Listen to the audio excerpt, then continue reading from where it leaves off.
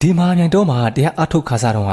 ညအိပ်ရတယ်လို့ကိုမရှိပါဘူးမြစ်တာပို့ပေးပထန်းရွတ်အမျှပေးဝင်နေရတာပဲတရားအထုတ်လို့ရှိရင်လည်းအမျိုးမျိုးအနောက်ရှက်ပေးကြတယ်ပထမအပုတ်နဲ့နေပေးကြတယ်ဖုံဖုံကလည်းဂိမ်းမဆိုင်ပါဘူးကိုတရားကိုပဲအထုတ်နေလိုက်တယ်နောက်တော့အပုတ်နဲ့နေမပေးဘဲနဲ့အမွှေးနဲ့နေပေးကြပြန်တယ်အဲ့ဒါတွေပြီးတော့ကြောက်လန့်ဖွယ်ရအတန်ဆိုးကြီးတွေနဲ့တတော်လုံးဟိန်းနေအောင်អော်ကြတယ်ဖုံဖုံကမြစ်တာပို့အမျှဝေပြီးတော့တရားပဲညာလုံးပေါက်ထိုင်နေလိုက်တယ်နောက်တော့ညတနာရီလောက်ကောင်မလေးတယောက်တဲချောင်းထဲဝင်လာပြီးတော့တင်ပလွဲလာထိုင်နေတယ်ရီလဲပြတယ်အိန္ဒိယကလမာလေးလိုအဝတ်စားတွေလည်းဝတ်ထားတယ်မာနလားမသိဘူးလို့စဉ်းစားမိပြီးတော့မြစ်တာပို့အမျှပေးဝေလိုက်မှအဝေးကိုထွက်သွားတယ်မနေ့၄နာရီလောက်ကြာတော့ပန်ထွာပြင်းမကြီးကလာပြီးတော့ခွင့်တောင်းတယ်လာဖို့ခွင့်ပြုတော့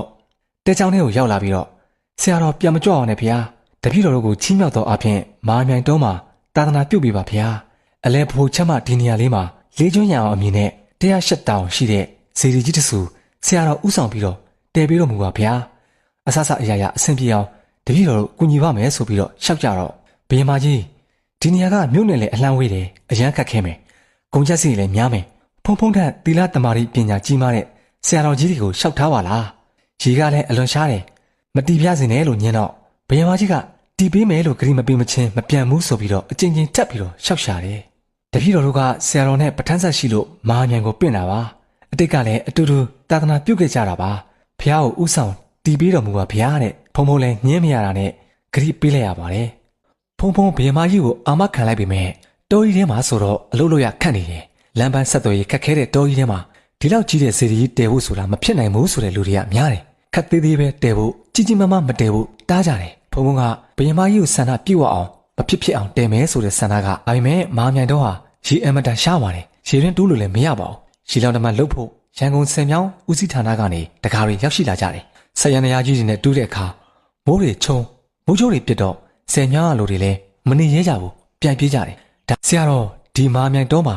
ရေရင်းတူးလို့မရနိုင်ဘူးတပြည့်တော့ကျိန်စာတိုက်ထားတာကိုတိုက်ထားတဲ့ကျိန်စာပဲပြန်ရုပ်သိမ်းလိုက်ပေါ့ဆရာတော်အဲ့လိုလွယ်လွယ်ကူကူနဲ့မရဘူးဖေ။နတ်တပင်အစီအဝေးမှာတိုင်တယ်ပြီးတော့ဆိုထားတာတပည့်တော်ထပ်မှာနမင်းကြီးလေးပါရှိသေးတယ်။နမင်းကြီးလေးကိုပြောပြီးတော့ကျိန်စာရုပ်သိမ်းပေးပါ။ရေမရှိလို့ရှိရင်ဖះကတဲလို့မဖြစ်ဘူး။နမင်းကြီးတွေကိုလည်းဖုံဖုံမြတ်တာပို့ပေးပါမယ်။ရမရတော့မသိဘူး။2ရက်လောက်စောင့်ပါဖះဆိုပြီးတော့ရှောက်ထားပြီးပြန်သွားပါတယ်တဲ့။ဘုရင်မကြီး2ရက်လောက်ရှိတော့ရောက်လာတယ်။ဆရာတော်ရေတွင်းတူးလို့ရပါပြီဖះတဲ့။ဒါနဲ့တူးကြည့်တော့ရေပေါ်ပေါ်ထွက်တယ်။နောက်တနေရာတူးကြည့်တော့ရတယ်။ကဲအံ့ဩစရာမကောင်းဘူးလား။ရေရှားတဲ့မာမြိုင်ထဲကရွာတွေကိုရေတွင်းလိုက်တူးပေးပြီးတော့ဖုံဖုံရေအလူဌာနပြုတ်လိုက်တယ်အခုတော့ဆရာတော်ရဲ့သီလတမာရီခုံပညာကြောင့်နဲ့ဘုရင်မကြီးတို့ရဲ့ကျေးဇူးကြောင့်ပဲမဟာမြိုင်မှာရေပေါ်ပေါ်သုံးနေရပါပြီဒါကပုံမြင်မဟုတ်ပါဘူးနှစ်အားဖြင့်9နှစ်ပဲရှိပါသေးတယ်မဟာမြိုင်ရဲ့အံ့ဖွယ်တပါးလို့ဆိုရမှာဖြစ်ပါတယ်